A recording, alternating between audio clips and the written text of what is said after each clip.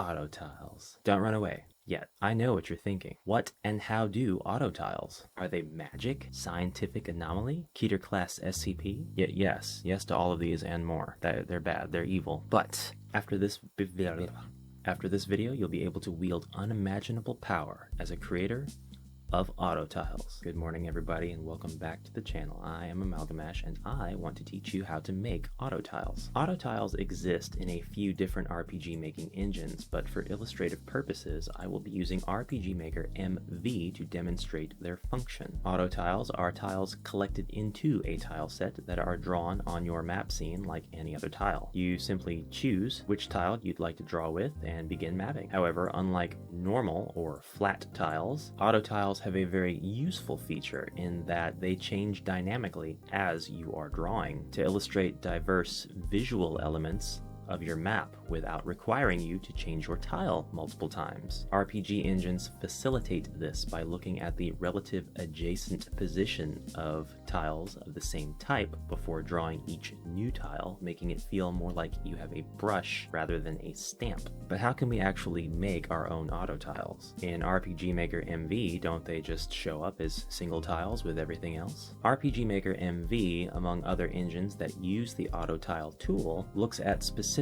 positions of tiles in a tile set before showing you the condensed version in the editor. This convention is how the A1 and A2 sections of the tile set are used. So let's open the tile set containing the AUTOTILE in a paint program and take a closer look.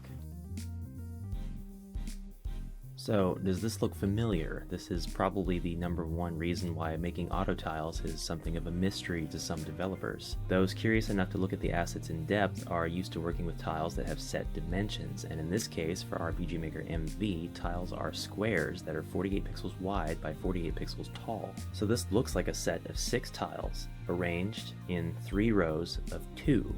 Here's 2 tiles, here's 2 tiles, and here's 2 tiles, right? And to some, it may seem obvious enough now that the editor simply intelligently selects from these 6 tiles, but it doesn't. What we are really looking at is 6 rows of 4 mini tiles. This is a convention not used in any other part of the program, so it isn't really intuitive at first glance, but each tile here is really broken up into 4 mini tiles. In this case, each mini tile is 24 pixels wide by 24 pixels tall, making it a quarter of the size of a normal tile. Now this is just an approximation, but it is this arrangement that allows RPGMAKER MV to adapt the tile to your use in the editor. So let's take a look and see what's going on. So the 4 mini tiles in the upper left can be thought of as the default tile that gets drawn on the map. This tile is what appears if you draw a single tile on your map. Now, if we draw a tile adjacent and to the right of our original tile, we can see that the resultant 2 tiles is made of 8 completely different mini tiles from the set. Add another tile above our 2, and the resultant 3 tiles are now made up of 12 distinct mini tiles, all selected by the editor to conform to this set of placement rules. So let's make our own AUTOTILE now and see what challenges we might face. So we would need to make a new image that would have the same dimensions of 6 normal tiles arranged in the 3 rows of 2, and that means our image for this AUTOTILE in RPGMAKER MV would have to be 96 pixels across by 144 pixels tall. But I'm going to use the existing AUTOTILE set as a guide this time. I'm literally just going to select an AUTOTILE and start drawing over it.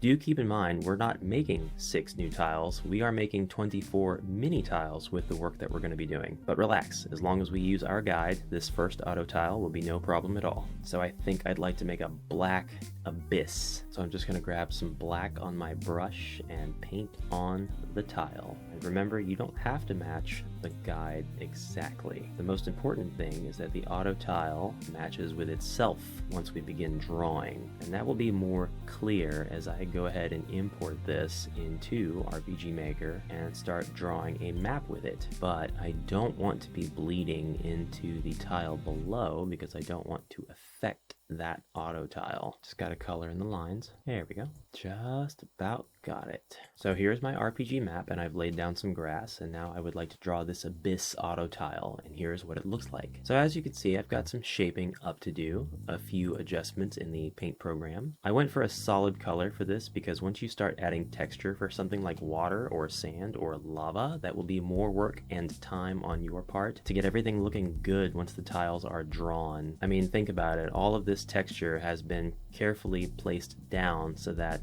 this mini tile will go well with this mini tile, and this mini tile will also go well with this mini tile once it terminates in an end or a corner, and so on. But I encourage you to try making your own auto tiles and drawing with them, and if you've got any to share or methods to make this process easier, feel free to show off in the comments below. So I hope that this presentation has shed some light on this subject and was useful. If so, please give it a like, and if you really enjoyed it, I hope you'll consider subscribing. As always, have a great day, and I will see you in the next video. Until then, bye for now.